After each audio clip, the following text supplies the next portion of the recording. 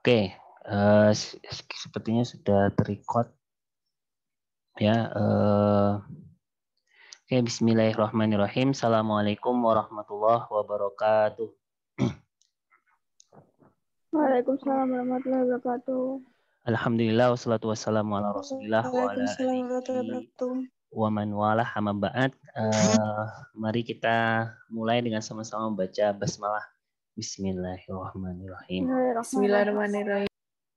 Oke, pada kesempatan kali ini kita akan membahas tentang metode penelitian ekonomi syariah, khususnya membahas tentang pembagian metodologi penelitian hukum ya.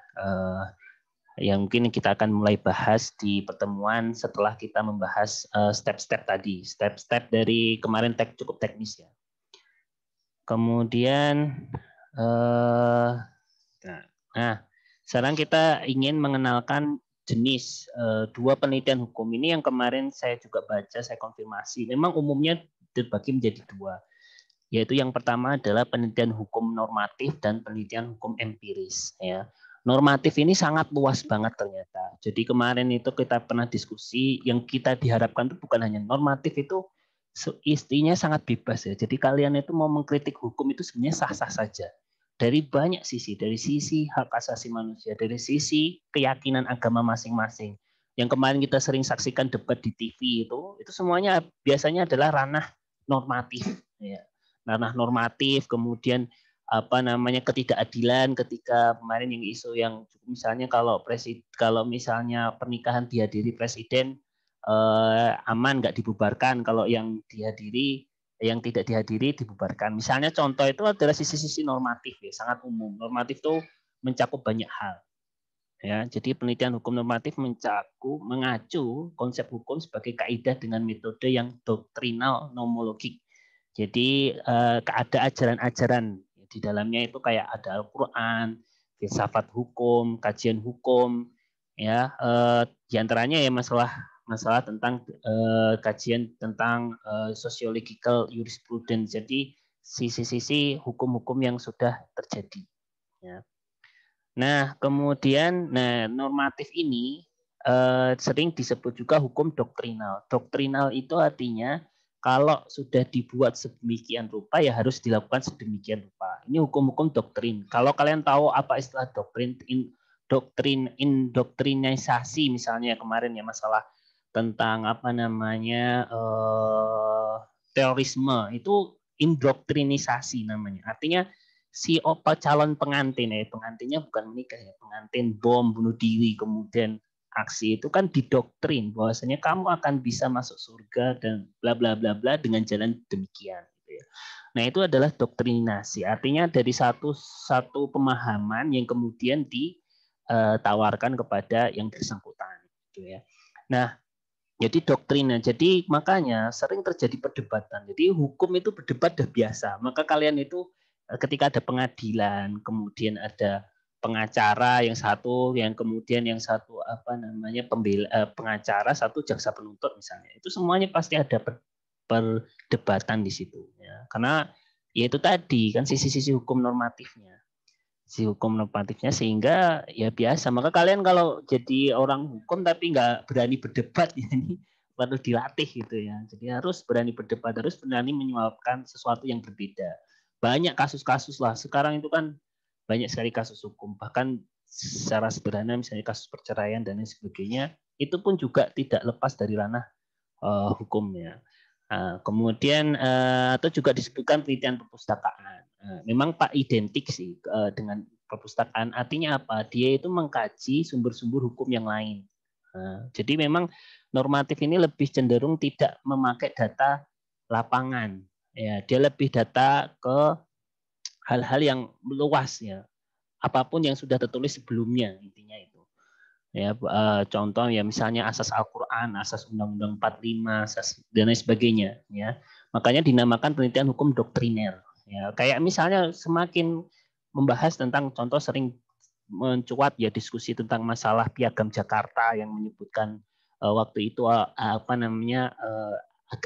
kata agama Islam itu hilang. Itu kan sering menjadi rujukan-rujukan kembali ya. Itu salah satu tipe penelitian hukum normatif.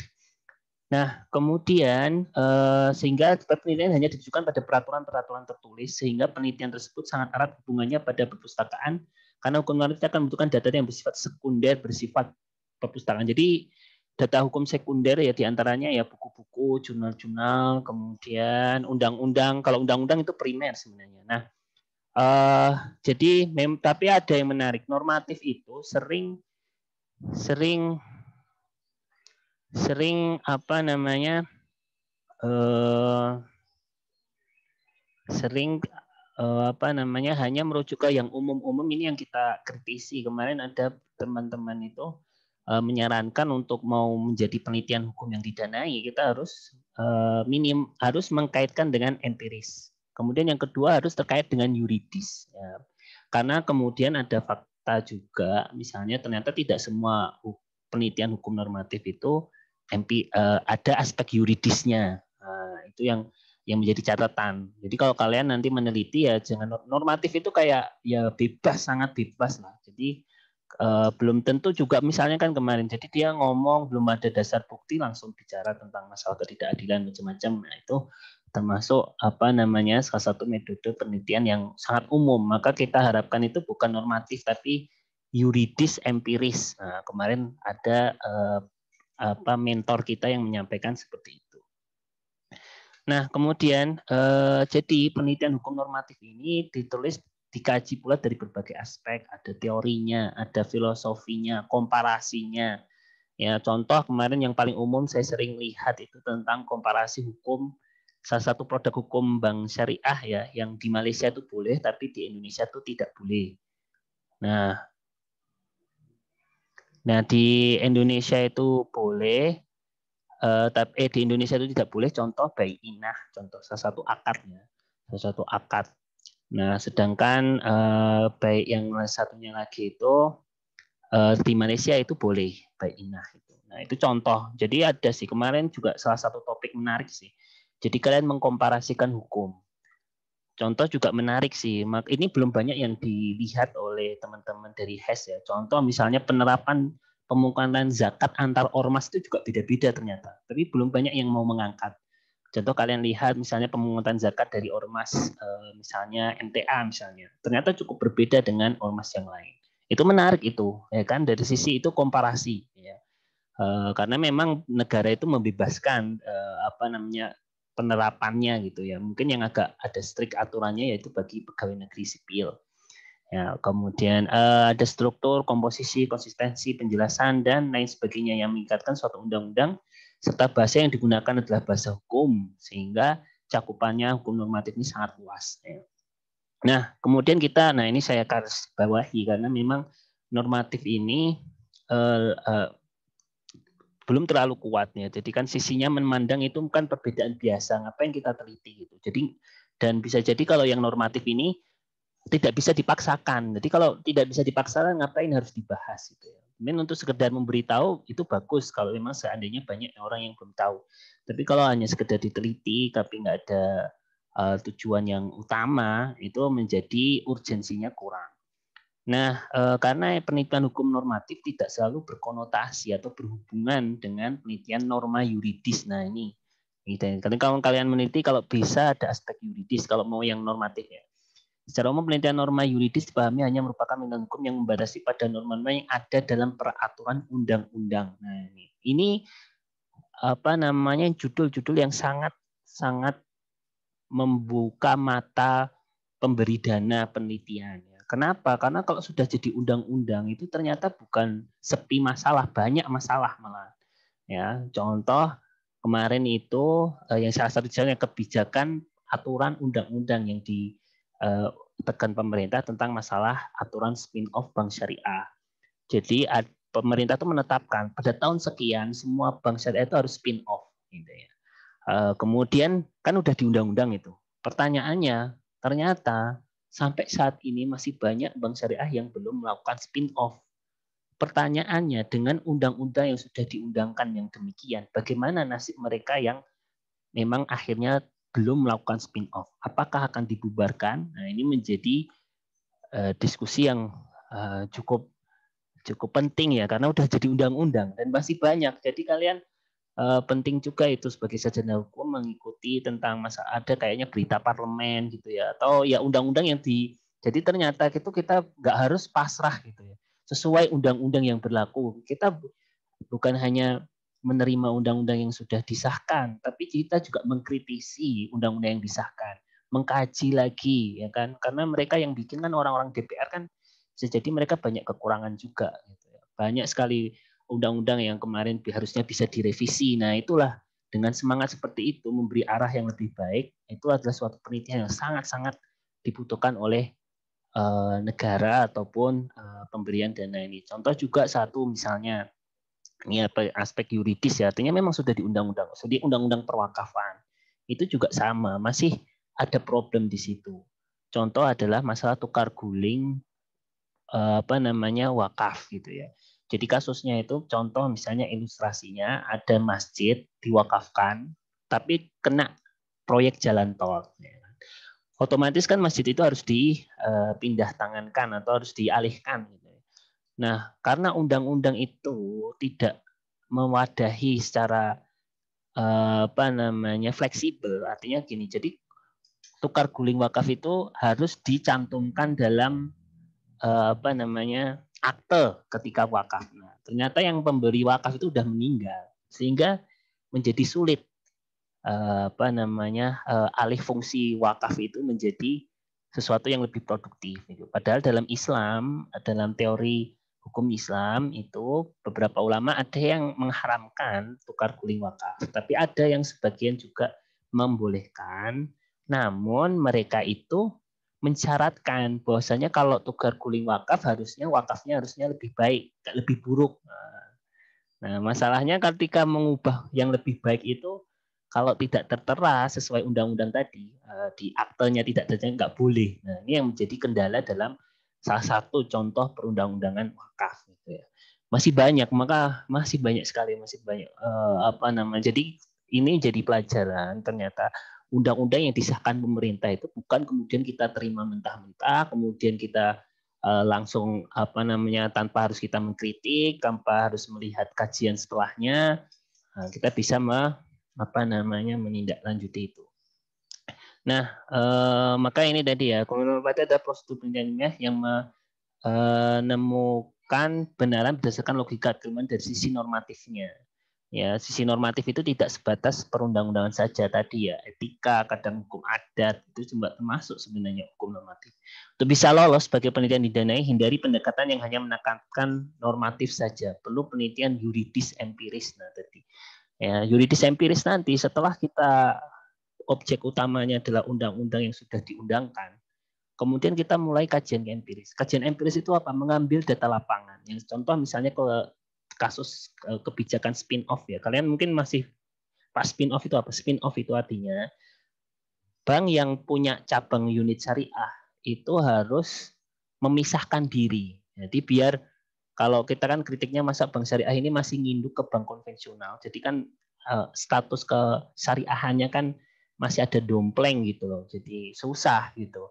Maka kemudian ada kebijakan spin-off. Spin-off itu artinya dia biar bisa mandiri, terpisah dari bank induknya yang konvensional. Intinya itu. Nah, ini contoh pembedaannya lagi biar kita juga paham gitu ya. Jadi emang maka kemudian ada, kalau misalnya kalian lihat judul-judul normatif, nanti kalian juga bisa membedakan ya, di mana yang normatif saja, di mana yang melakukan kajian empiris. Ya.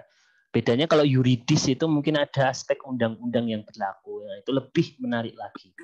Ya, kemudian penelitian hukum yang mengkaji hukum tertulis dari berbagai aspek, ya ini masuk karena normatif itu umum dan yuridis itu termasuk di dalam normatif. Tapi tidak semua normatif itu yuridis. Nah, contoh ya.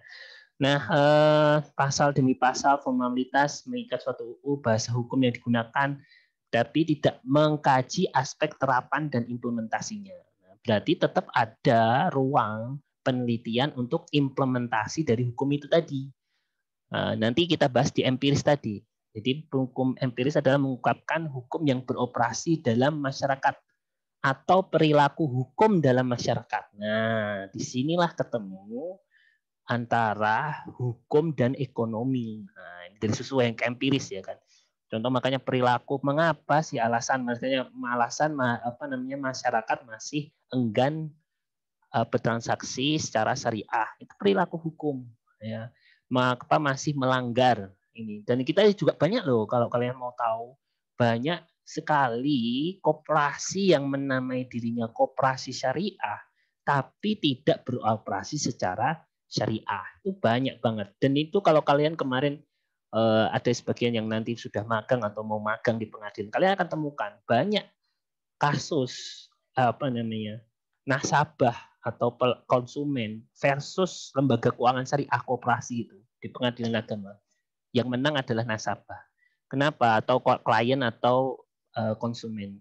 Kenapa? Karena memang ternyata perilaku dari koperasi syariah itu tidak selalu syariah. Mereka itu masih menerapkan bunga. Mereka itu masih menggunakan banyak sekali termin-termin yang istilahnya itu ribawi dan jauh dari nilai-nilai Islam. Itu terjadi. Namanya aja BMT dinar atau apalah seperti itu. Tapi faktanya ternyata ketika melakukan pembiayaan dia memakai konsep sangat konvensional. Seperti itu. Jadi itulah yang menjadi PR ya dari sisi empiris tadi. Nah, ini sedikit aja karena empiris akan kita bahas minggu depan ya. Penelitian hukum empiris adalah penelitian hukum yang mengacu pada konsep hukum sebagai proses perilaku yang berulang setiap kali terjadinya hal yang sama. Ya, suatu pola kajian perilaku yang berpola ini adalah tipe sosiologi hukum dan kajian sosiologi antropologi hukum masuk di sini. Jadi ya contoh itu sebenarnya ada sisi empirisnya ya, kayak kemarin contoh perilaku yang kita pernah sampaikan di penelitian itu rentenir dan bank pelecet. Nah, itu kan juga perilaku kita capture, mungkin sisi empirisnya lebih kuat ya karena kita menceritakan ternyata begini loh praktek bank pelecet sama rentenir itu ternyata berbeda. Kalau bank pelecet itu, kalau rentenir itu kadang ada yang sebagian dari mereka itu bergerak sendiri. Tapi kalau bank pelecet itu biasanya mereka terorganisasi. Misalnya contoh seperti itu. Ya, kemudian penelitian hukum normatif dan penelitian kepustakaan ini merupakan penelitian yang mengkaji studi dokumen, ya, data berbagai macam data sekunder. Jadi bisa aja kadang undang-undang berlaku tapi dan sekarang ya kalian lihatlah pemerintah ini kan juga mencela-mencela ya. Dulu ngatakan boleh, sekarang enggak.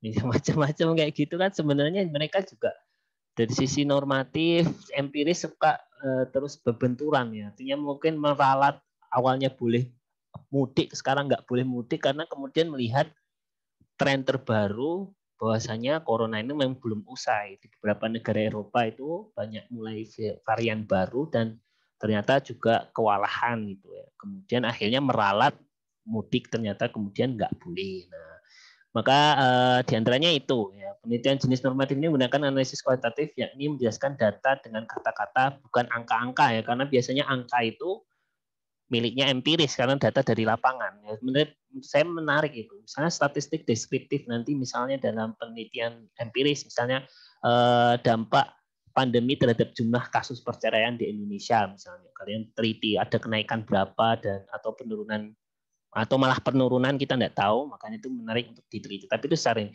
Misalnya statistik tentang masalah pembiayaan bermasalah yang masuk ke pengadilan agama itu juga bisa di statistik deskriptifkan atau ini yang diteliti secara angka-angka juga bisa. Atau kepuasan dari saya nggak tahu ya pengadilan agama itu di berbagai negara berbagai daerah itu sudah mulai mengadakan pengadilan secara online atau tidak. Tapi kalau seandainya sudah itu juga bisa menjadi survei misalnya atau penelitian secara empiris gitu. Apakah puas dengan penyelenggaraan secara online gitu yang kemarin rame kan di dalam kasusnya misalnya HRS itu tentang masalah penyelenggaraan sidang online dan offline. Ya, tapi ya ternyata tidak terlalu membantu juga. Ya, walaupun sudah digelar offline tapi ternyata hakim juga masih menolak eksepsi dari kasus tersebut. Nah, kemudian maka ini beberapa perbandingan diantaranya. Nah, ini beberapa manfaat mengenal hukum normatif tadi. Ya, tapi ini penting. Hukum normatif itu sangat bekal menurut saya sangat bekal berharga, terutama bagi teman-teman pengacara gitu ya, karena kita bisa kalian kalau lihat misalnya kayak kemarin itu normatif sekali ya, kayak nggak tahu di sini ada teman-teman yang di sini ada yang teman hobi ikuti berita politik apa enggak misalnya. Misalnya kalau kalian update itu menarik tuh, sangat banyak sekali perdebatan hukum normatif. Ya contoh kayak kemarin tentang masalah KLB di Partai Demokrat misalnya. Nah, itu kan ada yang mempermasalahkan sisi normatif dari dari ADART partai tersebut. Gitu ya. Ada yang menganggapnya itu sah, ada yang menganggap isinya itu bertentangan dengan undang-undang dasar tentang masalah partai politik, harusnya bebas gitu. Kenapa ini kok terlalu dimonopoli Majelis Dewan Pertimbangan misalnya. Nah, itu ranah penelitian normatif juga gitu ya. Contoh itu. Kemudian dan menyusun dokumen-dokumen hukum ya sebagai penegak praktisi hukum, menulis makalah, buku hukum menjelaskan tentang hukum, tentang peristiwa, penelitian dasar. Ya, ini sangat dasar sekali kita mengenal berbagai macam aturan gitu ya. Kemudian rancangan peraturan undang-undangan dan menyusun rencana pembangunan hukum. Gitu. Kayak sama kemarin juga sama, banyak sekali undang-undang kita itu ada tidak kejelasan tuh masih banyak. Kayak kemarin ada status anak yang lahir di luar nikah atau anak yang lahir dari accident. Nah, itu intinya. Jadi sebelum nikah dia udah hamil duluan. Ini juga bukan permasalahan yang sederhana ya, ternyata di hukum positif dan di hukum Islam pun ada sedikit perbedaan gitu ya. Waktu itu pertanyaannya itu siapakah yang menjadi walinya? Itu apakah boleh dari bapaknya yang menjadi bapak kandungnya atau bagaimana, misalnya itu contohnya. Nah, kemudian ini biasanya yang sering dipakai. Jadi harusnya tidak harus seperti ini ya. Jadi penelitian itu sangat luas sekali modelnya. Untuk penelitian hukum normatif atau penelitian hukum, mereka tuh sumber datanya dibagi demikian. Kalau teman-teman sosial tuh biasanya sumber data penelitian ya diceritakan aja hasil wawancara kayak atau hasil dari kajian literatur.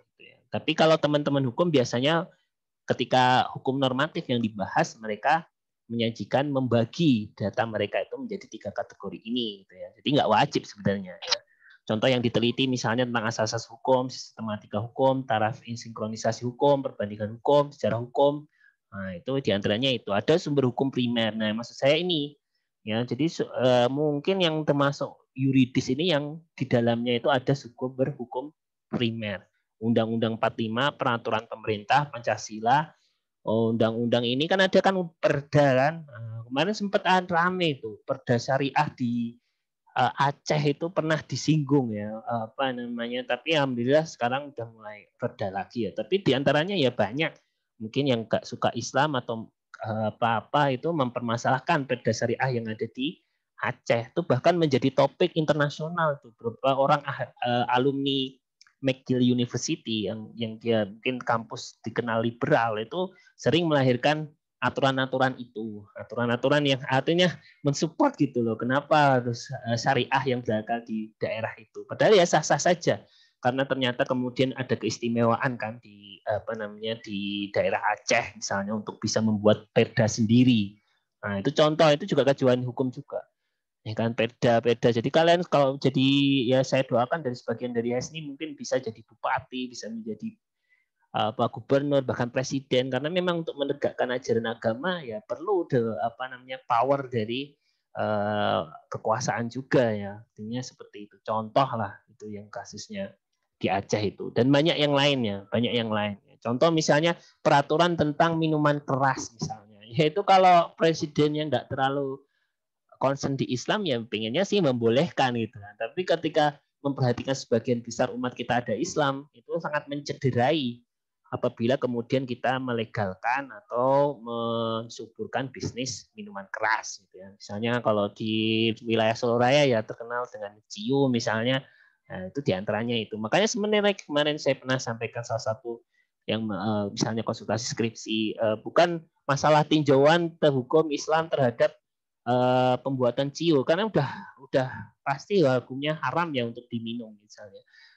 Saya pengen misalnya ada nggak kisah menarik perilaku hukum orang yang hijrah dari jual ciu kemudian dia kemudian menjadi pebisnis yang lebih syar'i gitu atau lebih Islam. Nah, itu menarik untuk dibahas juga. hijrahnya orang yang awalnya dari pekerjaan haram ke yang halal itu kemudian diulas modusnya apa-apanya itu sebagai inspirasi bagi penelitian-penelitian yang lain atau yang membaca. Kemudian ada hukum sekunder, jadi ini turunan dari hukum primer tadi. Hasil penelitian karya ilmiah itu hukum sekunder. Maka biasanya ya minimal dua inilah, hukum primer sama sekunder. Tapi ada juga tersier. Tersier ini semakin rendah juga kualitas ininya, kayak mungkin media sosial, kemudian internet, macam-macam. Karena kan kalau internet kita kadang nggak tahu ya sumbernya. Jadi itu urutannya lah. Jadi primer, sekunder, tersier. Tapi minimal ketika kalian melihat penelitian kualitatif ya primer dan sekunder. Minimal. Ya. Nah, maka kemudian ini ada istilah normatif empiris. Jadi ini menarik. Jadi ini yang sekarang trending juga. Artinya maksudnya jangan cukup puas untuk meneliti normatifnya. Jadi libatkanlah kenyataan yang ada atau praktek di lapangan apa. Ya, penggabungan antara pendidikan hukum normatif ini. Cuma kemarin sarannya dari mentor kita itu jangan kalimat normatif, karena kalimat normatif itu sangat umum. Yuridis, empiris. Nah, jadi sudah ada undang-undangnya, bagaimana perilakunya. Nah, contoh kan, ya yang kemarin baru tahu itu saya juga diantaranya ya, lagi mulai digaungkan lagi tentang masalah zakat PNS. Ini kan PNS, karena dia PNS itu jadinya nggak bisa lepas gitu ya. Jadi zakat PNS, di mana PNS kalau zakat harus di satu organisasi tertentu yang ditunjuk, misalnya Basnas dan sebagainya. Itu menarik itu. Dan bagaimana penerapannya gitu? Apakah ternyata di lapangan semua PNS membayar zakatnya ke lembaga zakat yang ditunjuk oleh pemerintah atau tidak? Nah, itu contoh. Itu kan udah mulai ke data lapangan. Dari undang-undang sudah terjadi, cek bagaimana implementasinya. Maka pendidikan studi kasus hukum yang tanpa konflik, misalnya itu contoh ya. Jadi kita tanpa harus merujuk dari suatu kasus tertentu, atau ada judicial case, jadi ada satu kasus hukum tertentu misalnya ya, kemudian menjadi kajian dari normatif empiris ini. Kemudian bahkan live case tadi juga bisa ya, yang masih berlangsung ya, ternyata masih demikian banyak sekali. Jadi kalau kalian mau lihat di undang-undang kita itu banyak sekali sudah diundang-undangkan tapi belum dikerjakan. Itu banyak banget ya. Sama dengan kita juga sama. Mungkin aturan agama Islam kita udah tahu, tapi berapa sih yang sudah kita kerjakan? Mungkin masih sedikit. Ya. Nah, ini contoh jenis-jenis penelitian hukum normatif. Jadi kan kalian nanti bisa membedakan itu ya. Atau misalnya bisa mengarahkan atau ini cenderung normatif. Oh, ini sebenarnya udah mulai mengambil data empirisnya. Nah, di antaranya adalah penetapan kriteria identifikasi untuk menyeleksi norma-norma yang dimasukkan dalam hukum positif. Hukum positif hukum yang tertulis ya. Dan norma-norma yang sosial tadi, adat, agama, macam-macam.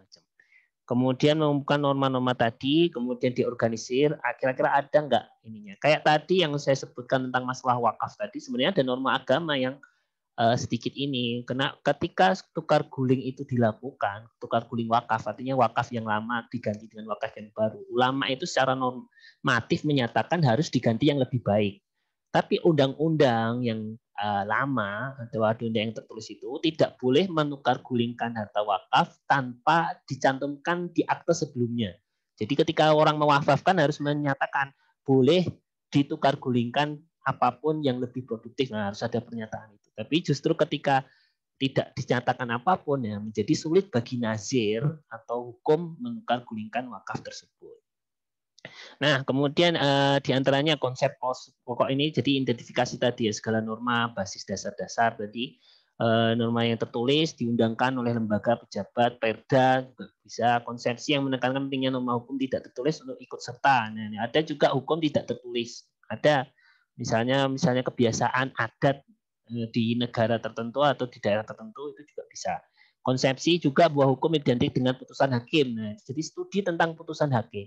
Jadi saya pernah menjadi saksi ahli di pengadilan itu. Saya sangat karena pengalaman pertama dan ya mungkin bisa jadi itu aja karena memang sangat sulit dalam posisi menjadi seorang saksi ahli ya. Tapi intinya waktu itu saya ditanya tentang dia hakim itu mengatakan berdasarkan putusan hakim di tempat yang lain. Jadi ternyata putusan hakim di satu tempat itu menjadi rujukan putusan hakim di tempat yang lain. Di antaranya itu kemarin sempat kasus di di perbankan ya, ada satu produk ke bank perbankan itu yang kemudian bisa disalahgunakan ya. Kalian makanya hati-hati banyak sekali oknum-oknum lembaga keuangan misalnya bahkan setingkat Bank Indonesia atau setingkat bank swasta ataupun bank pemerintah itu bermain di situ. Itu sering. Makanya kan kemarin yang lagi rame saldo BRI tahu-tahu hilang itu ya. Tapi kemarin kalau sepanjang pengetahuan saya ketika ada kejahatan seperti itu biasanya dilatar belakangi dari perilaku internal dari perusahaan keuangan tersebut ya. Termasuk penyalahgunaan tadi ya. Harusnya secara prosedural hukum begini atau SOP begini tapi tidak dilakukan. Dimanipulasi lah, tanda tangannya dipalsukan. Setahu saya ada kemarin kasus. Jadi ada dua pihak internal bank yang memasukkan tanda tangan nasabah, memindahkan ini. Kemudian kasus juga kalian pernah lihat kemarin saya juga ini kasus-kasus hukum dia kalian juga menarik tentang masalah yang menarik itu ada di kasus saya pernah itu juga menarik itu. Tapi itu kasusnya hukum murni ya. Kalau kita kan diarahkan ke hukum ekonomi syariah ya kalau terkait lembaga keuangan syariah atau bank syariah. Jadi ada teller bank itu ngirim transfer salah ke rekening yang lain, bukan yang ditujukan. Terus habis itu yang penerima dana kan aslinya bukan untuk dia, kemudian terlanjur dibelanjakan sama dia. Kemudian pihak bank meminta uang itu dikembalikan. Kemudian menjadi rame hingga akhirnya ya posisinya sulit, orang bukan uangnya dia kan. Dan mungkin kalau sudah ada pembuktian bahwasanya sudah ada komunikasi supaya dia kembalikan uang itu ke teller supaya ditransfer ke yang berhak gitu, ternyata nggak mau ya. Kemudian akhirnya rame lah itu ya kalau nggak saya kasusnya di Surabaya itu. Jadi kalian juga harus hati-hati mentang-mentang salah transfer, wah jajan, hati-hati kalian bisa kena masalah hukum ya. Ya atau asas-asas hukum misalnya ya. Kaidah-kaidah hukum yang bisa menjadi objek penelitian. Tidak dipidana jika tidak ada kesalahan. Jadi kalau tidak ada kesalahan ya berarti tidak boleh dipidana. Misalnya. Tapi ternyata mungkin ada misalnya belum diatur kesalahannya, apakah tetap tidak dipidana? Nah, itu bisa jadi sering terjadi sehingga sulit. Pernah itu KPK macam-macam kasusnya diantaranya itu ada aturan yang ini dan banyak ya semoga kalian bukan termasuk orang yang seperti itu ya. Jadi ada orang yang memanfaatkan kekosongan hukum untuk melakukan berbagai macam kejahatan ini. Ya kayak banyak banget lah sehingga itu sangat persidangan alot gitu ya. Karena memang belum diatur. Tapi kemudian menjadi celah para pencuri atau para macam-macam. Jadi kejahatan super besar di dunia ekonomi itu kadang-kadang dilatar belakangi karena pengetahuan mereka tentang hukum. Kemudian mereka seperti mengakali kemudian untuk memperkaya diri mereka sendiri. Ya, kemudian masalah cacat jiwa belum dewasa ini contoh misalnya asas hukum tentang penerapan hukuman bagi anak yang belum balik atau yang belum mencapai usia dewasa misalnya kan kalian dengar kan misalnya kalau seandainya pelaku pembunuhannya sesama anak SD misalnya bagaimana, apakah dia harus dipenjara sesuai digolongkan dengan orang-orang yang sama-sama pembunuh yang dewasa lainnya? Jawabannya kan ternyata berbeda. Nah, analisis pasal-pasal tersebut dengan menggunakan asas hukum yang ada, kemudian mencakup bahan hukum yang diteliti, konsisten, estetis, sederhana penyusunannya. Kemudian ada hukum klinis, ya ini dari kalau hukum klinis sekali itu kayak tahapan-tahapan hukumnya. Ya, misalnya contoh kemarin sering terjadi kalau kalian sering dengar berita itu banyak kasus hukum. Contoh banyak sekali orang yang kemudian menolak untuk ditangkap karena tidak melalui prosedur yang berlaku. Misalnya harusnya ada surat penangkapan, harusnya ada surat tugas untuk menyelesaikan. Nah, misalnya diantaranya seperti itu. Nah, kemudian yang keempat adalah penelitian tentang sistematika hukum tadi. Sistematika itu ternyata urutan-urutannya misalnya ternyata ada enggak gitu ya. Ternyata ini menolak aturan yang bertentangan dengan aturan yang lebih tinggi. Masa bikin peraturan bertentangan dengan undang-undang? Contoh ya kemarin ini yang rame di KLB Demokrat itu kan masalah tentang ADART yang baru tahun 2020 yang dianggap isinya itu bertentangan dengan aturan yang lebih tinggi yaitu kebebasan dalam partai politik misalnya di Undang-Undang Dasar misalnya. Contohnya seperti itu. Ya, kemudian situasi yang sama, hubungan logis, kemudian juga intinya dari undang-undang yang ada.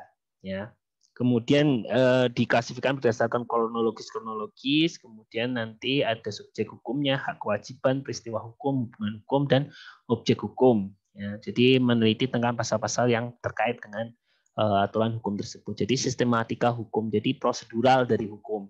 Atau apakah ada hukum yang kemudian bertentangan dengan ini? Ini sama dengan nanti itu setelahnya ini kayaknya sinkronisasi. Nah, ini kemarin sangat penting, atau bahasa yang lain tuh harmonisasi perundang-undangan. Jadi biar harmoni.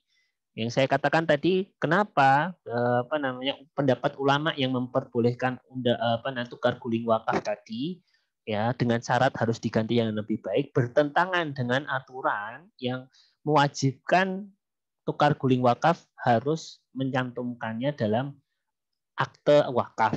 Ya, misalnya itu kan tidak harmoni gitu ya. Jadi sering itu. Jadi kita kalau kalian penelitian yang baik, penelitian yang hampir pasti mungkin bahkan bisa mengantarkan kalian ke jenjang paling tinggi, mungkin jadi dokter dan sebagainya. Itu sesuatu penelitian yang benar-benar membuat arah perubahan. Di antaranya misalnya hingga akhirnya banyak hasil riset itu kemudian menginspirasi perubahan undang-undang. Itu sangat-sangat banyak ya. Sehingga banyak sekali undang-undang yang kemudian contoh keterwakilan perempuan itu kalau nggak di undang-undang bisa jadi semuanya dikuasai oleh laki-laki misalnya. Kemudian macam-macam lah, ada banyak ya.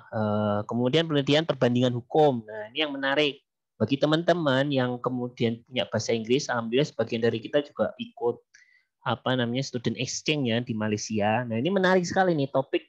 Kalau saya yakin kalian bisa go internasional dengan hanya membuat kajian perbandingan hukum lintas negara. Misalnya Indonesia dan Malaysia misalnya. Di Malaysia bagaimana, di Indonesia gimana. Misalnya BMT atau microfinance di Malaysia dengan BMT di Indonesia. Itu disinggung sisi perbandingan hukumnya misalnya. Itu sangat menarik sekali. Ya, atau bahkan mungkin senegara ASEAN misalnya. Lebih tinggi lagi senegara kawasan Eropa, bahkan dunia misalnya, tentang undang-undang perbankan syariah misalnya.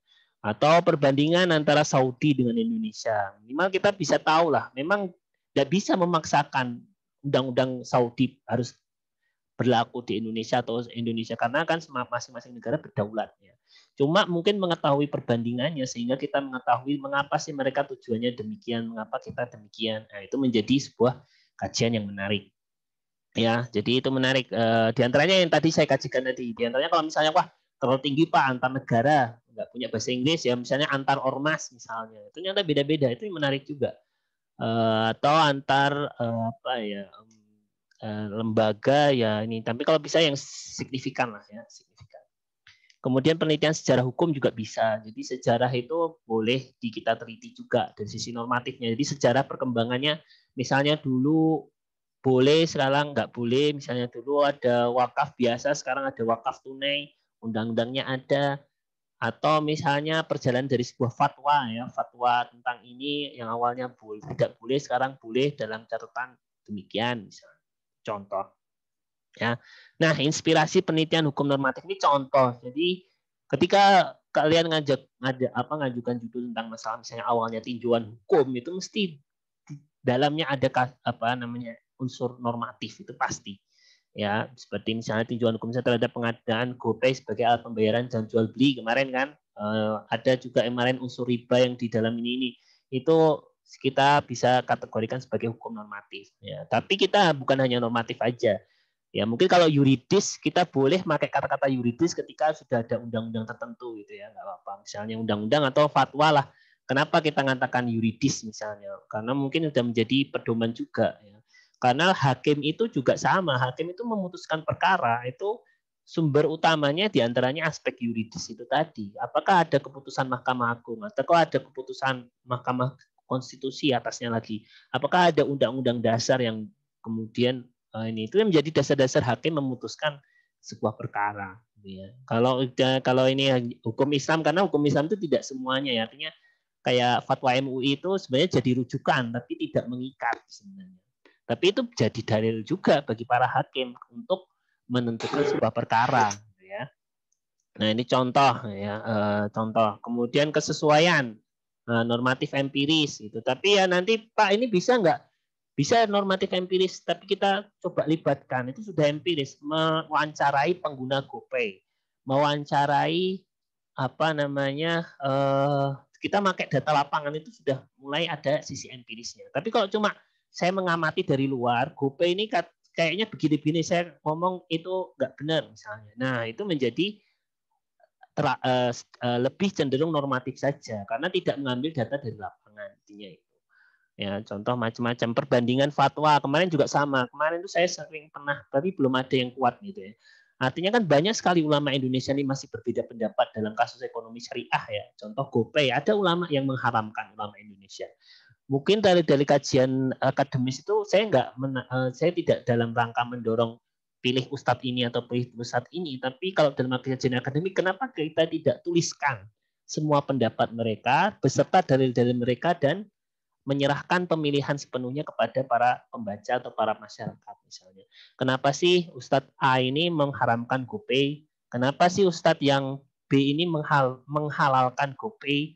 Ada narasi, dalilnya macam-macam. Kita komparasikan ya, komparasi perbedaan namanya. Kemudian ya kita intinya lebih detail lah, dikaji akademik, apakah rujukannya kita telusur juga, supaya penguatan juga. Jadi sehingga masyarakat itu mengikuti sebuah pendapat ulama itu bukan hanya sekedar karena ulamanya, tapi karena tahu dalil-dalilnya.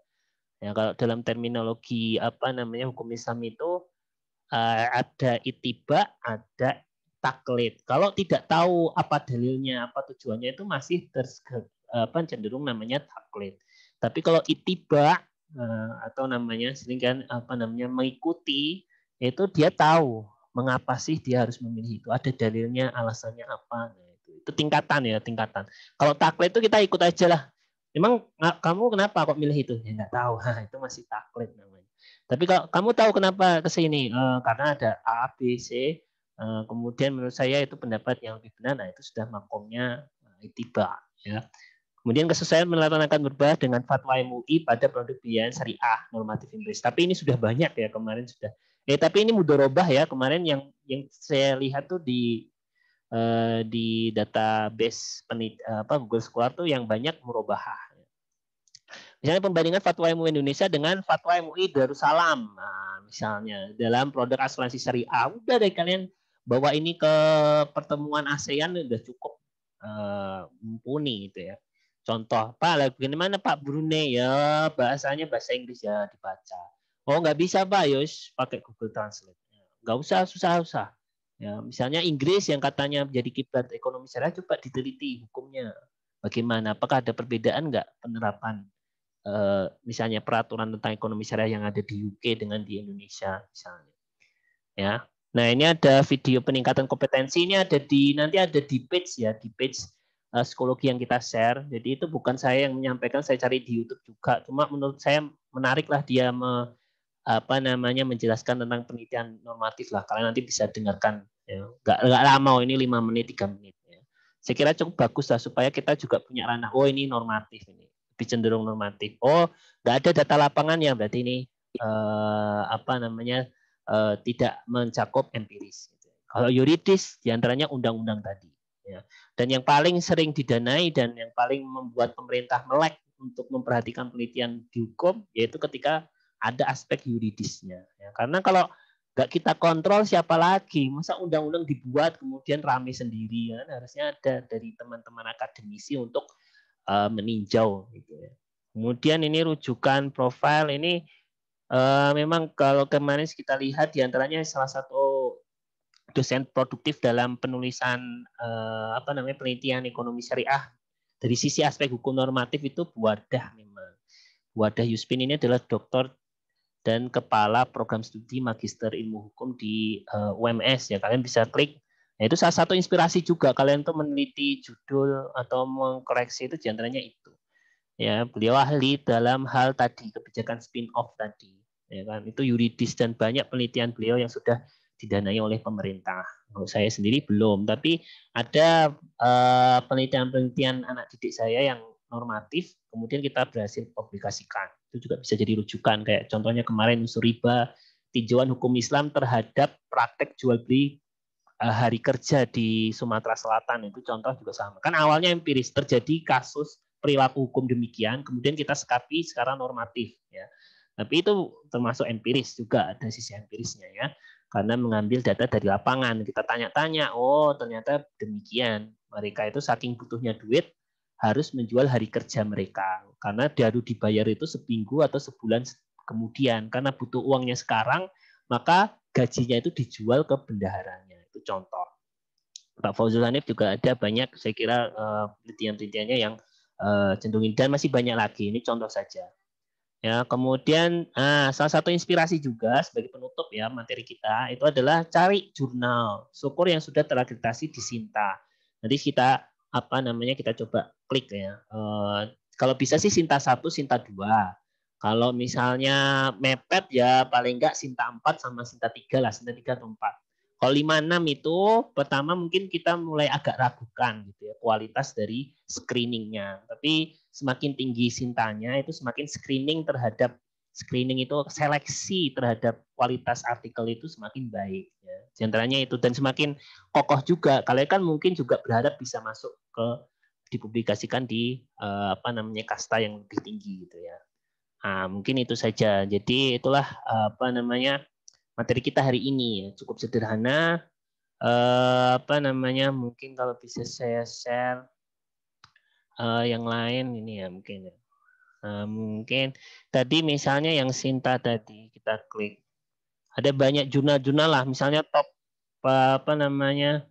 setahu saya itu jurnal hukum itu masih jarang sih yang S1, yang Sinta 1. Kalau menurut saya karena itu sisinya terlalu banyak normatif. Padahal di dunia akademik itu sering disinggung tentang masalah sisi ininya ya, sisi sisi empirisnya tadi. Nah, ini ada yang Sinta 1 ini Hasanuddin Law Review. Nah, itu menarik, kalian coba ini, tapi biasanya udah bahasa Inggris. Tapi sekali lagi ya, bahasa Inggris bukan halangan. Kalian tinggal ininya aja, ke copy paste ke ininya. Ya, ini contoh Bagus Nisriwijaya Review, kemudian Hasanuddin Law Review. Kemudian ada satu lagi tuh kalau yang hukum Islam itu kemarin ada satu dari Aceh setahu saya. Ya, Samarah namanya itu. Nah, ini jadi rujukan lah. Ya ini ya. Kalian lihat dari rujukan-rujukan itu. Tampilannya kelihatan enggak? Ke Kelihatan, Mozilla. Pak. Ya. Nah, di antaranya itu yaitu cara inspirasinya. Ini sudah kita lihat coba judul-judulnya sekilas ya. Ini jurnal-jurnal hukum murni. Ya. Saya kasih contoh karena memang banyakkan hukum murni. Kalau kalian empiris itu kadang-kadang kalian publikasi bisa lebih luas, bukan hanya di jurnal hukum, tapi mungkin jurnal-jurnal ekonomi mau menerima. Ya, ini contoh legal problem macam-macam. Ini dia diantaranya yang sudah mulai umum ya. Ini masalah kesehatan kesejahteraan hewan dan COVID-19. Jadi kan ada undang-undang tentang masalah perhewanan ya, perhewanan. Maksudnya undang-undang saya kira ada lah kenapa kemudian dipermasalahkan hukum kan kemarin ada di misalnya sempat viral di Bogor itu ada yang masuk ke kebun binatang lempar botol itu kan masuk ke mulut kuda Nil. Nah, ternyata ada undang-undangnya gitu ya. Cuma mungkin dia mau mengasih sisi bagaimana nih nasib ketika COVID-19 ini, ketika banyak akses ke taman safari itu menjadi berkurang, apakah mereka kemudian jadi diperbolehkan mati begitu saja karena pendapatan kebun binatang berkurang? Nah, itu menarik, itu contoh isunya kan. Kemudian ini ada Irak ya, karena memang ini menarik juga isu-isu internasional sangat dihargai. Makanya kan tadi saya sampaikan perbandingan. Yang ada syariahnya itu mana ya? Sebenarnya ada sih, ada seharusnya. Contoh ini Does religious holiday allowance policy during ini legal density. Nah, ini masalah tentang liburan liburan agama ya, liburan agama, religious holiday ya kayak Waisak macam-macam, Idul Fitri ya, kebijakan tentang itu. Tapi itu ya sedikit religious, tapi mungkin yang ekonomi syariah belum muncul ya. Nah, sebenarnya kalau mau di track, insya Allah ada, tapi saya masih belum ini apa namanya ya ini contoh lah.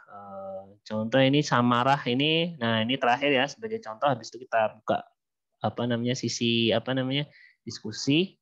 Ini Samarah ini termasuk tapi hukum keluarga ya, tetangga lah ya. Walaupun kita nggak boleh hanya meneliti hukum keluarga ya, meskipun harus ada kaitannya ekonomi misalnya. Itu boleh lah, misalnya pengaruh status pekerjaan halal terhadap tingkat perceraian itu boleh. Tapi kalau cuma perceraian aja, kemarin kita sudah sepakat di level prodi, ya itu kan ranahnya tetangga. Kalau bisa ya jangan diambil oleh kita lah. Kalau kita harus ada sangkut pautnya dengan ekonomi karena kita lebih khusus bukan hukum keluarga tapi hukum ekonomi syariah. Ya maksudnya ke hukum Islam itu tadi. Talak kemudian mana ya? Ini masih perceraian ini hukum keluarga semuanya kayaknya judulnya. Tapi mungkin kalau kita masuk ke websitenya mungkin kelihatan. Oke. Coba, nah itu salah satu contohnya. Jadi mengenal judul itu ya kayak kemarin yang saya tugaskan itu, ya. Saya tugaskan seperti itu salah satu cara ya. Memang harus banyak baca, jangan banyak ya berita juga penting macam-macam ya. Marital ini media ini masih ini contoh konsep of khiyar in transaction in Islamic law misalnya. Ini gampang ini kayaknya. Ya, coba aja ini, wah ini konsep of khiyar in transaction in Islamic law misalnya. Itu adalah konsep khiyar dalam transaksi di hukum Islam. Ini sangat umum nih. Ya, tapi ya nggak apa bisa jadi ini. Ya. Mungkin bahasa Inggrisnya bagus ini. Oke. Nusus, rodoah ini masih hukum keluarga. Ya satunya itu toh. Baik, mungkin itu saja. Terima kasih. Kita akan buka pertanyaan bila ada pertanyaan. Kalau tidak ya kita cukupkan sampai di sinilah. Semoga kalian sudah sedikit paham tentang masalah ini. Jadi sehingga kalian nanti tidak bingung juga ditanya teman hukum dan macam-macam ya. Karena sebenarnya kita apa namanya sangat umum juga dan kita lebih terkenal empirisnya dibandingkan mereka ya. Kok apa namanya kadang-kadang ya orang hukum itu neliti ya kadang gampang aja nggak mau wawancara gitu sumber-sumber hukum diteliti atau mungkin kadang copy paste mana-mana selesai tapi karena kita ada sisi sosialnya ekonominya ada kata ekonomi syariahnya kita harapkan itu memang lebih empiris gitu dan itu lebih ini juga kan awalnya kita hukum Islam itu kemudian berubah menjadi hukum ekonomi syariah itu dalam rangka lebih dekat lagi dengan praktek gitu ya karena hukum Islam itu apa namanya sebenarnya kalau dalam aturan sumber hukumnya sudah final Al-Quran dan hadis cuma penerapan untuk dari beranjak dari istihad yang baru maka kita dikhususkan hukum ekonomi gitu biar lebih ini juga ya jadi hukum ekonomi jadi banyak sekali ya kan hukum-hukum Islam yang kemudian sudah istilahnya sudah apa namanya diskusinya sudah hampir selesai lah masalah itu. Misalnya contoh misalnya tentang ini ya kalau misalnya ini kalau jadi diskusi hukum deh tapi nggak apa. Contoh misalnya tapi menarik loh kalau kalian mau. Contoh misalnya isu tentang hukum potong tangan dan lain sebagainya apa namanya atau ya hukum potong tangan misalnya ya kan misalnya apakah harus demikian gitu ya. Ternyata beberapa ulama itu kemudian merujuk kepada ya tergantung kebijakan negara masing-masing gitu. Saya pernah dengar itu apa namanya Umar bin Khattab pernah dalam suatu keputusannya itu tidak melakukan pemotongan tangan terhadap pencuri waktu itu karena ternyata tahu bahwasanya si pemilik yang barang yang dicuri itu ternyata berlaku zolim kepada si pencuri sehingga kemudian dia nggak mau menghukumi potong tangan jadi ternyata sangat dinamis gitu loh hukum dalam Islam itu. Ya, jadi memang tapi diantaranya ya kita inginkan semakin baik gitu ya, semakin bisa sesuai dengan tujuannya. Hukuman kan inginnya sebagainya untuk efek jera ya, tapi kalau nggak jera-jera, nah ini jadi masalah. Ya baik, itu mungkin itu saja. Kalau ada pertanyaan silahkan. Kalau saya kira udah cukup dipahami ya, alhamdulillah. Baik, ketemu di pertemuan yang akan datang. Baik, ada pertanyaan? Tidak ada ya, berarti kalian lancar ya. Masih ada waktu karena setahu saya tugasnya juga nggak banyak kan, 5 halaman atau 10 halaman. dan itu dikerjakan boleh sampai 3 orang. Saya kira itu bukan hal yang susah lah, dan sudah kita jelaskan ya. Nanti mungkin format soal OTS-nya nanti coba segera kita buat. Nah, tapi intinya itu kemarin pesannya adalah bikin sampai bab 3, sampai metode penelitian. Baik, mungkin itu aja ya. Tidak ada pertanyaan. Kalau tidak ada pertanyaan, saya ucapkan terima kasih banyak. Jangan lupa nanti mengisi absensi, kemudian kalau konsul silahkan ya, boleh ke kampus ataupun melalui Telegram itu supaya mungkin bisa diketahui lebih banyak orang lagi juga. Saya kira judul-judulnya sudah ada beberapa yang bagus gitu ya. Memang masih banyak, jadi jangan kemudian berpikir bahwasanya penelitian itu, Pak, nanti kalau penelitian judulnya kita susah-susah, nanti yang lainnya nggak dapat judul. Itu nggak mungkin. Selalu ketika meneliti sesuatu, kita akan membuka penelitian yang lain. Nah, intinya itu. Jadi nggak mungkin kehabisan ide itu karena kurang kreatif aja. Masih banyak banget riset-riset tadi, judul-judul yang menjadi ranah tugas kita juga diantaranya ya. Jangan sampai terjadi kekosongan hukum sehingga kemudian dimanfaatkan orang yang tidak bertanggung jawab. Ya, diantaranya yang saya sayangkan juga itu, kita masih temukan ada koperasi menamai dirinya syariah tapi dia nggak berperilaku syariah. Kayak gitu yang dipermasalahkan, Islamnya dapat nilai jeleknya. Ada yang mengatakan ini perumahan konstruksi perumahan KPR syariah, ternyata tidak syariah. Ini kan mencederai juga. Kita termasuk yang harusnya tuh concern di situ juga. Jangan sampai lah Anda ini menggunakan nama syariah kemudian tidak berusaha menjadi syariah. Minimal berusaha ataupun mengikuti yang sudah ada peraturan yang ada gitu ya. Karena udah diatur. Nah, yang belum diatur itu memang diantaranya tugas kita segera diatur supaya tidak menjadi celah. Atau ya bagaimana mendorong peraturan yang belum dilakukan, apa sih kendalanya karena tidak dilakukan? Nah, kita coba benahi. Nah, diantaranya seperti itu. Baik, mungkin itu saja ya.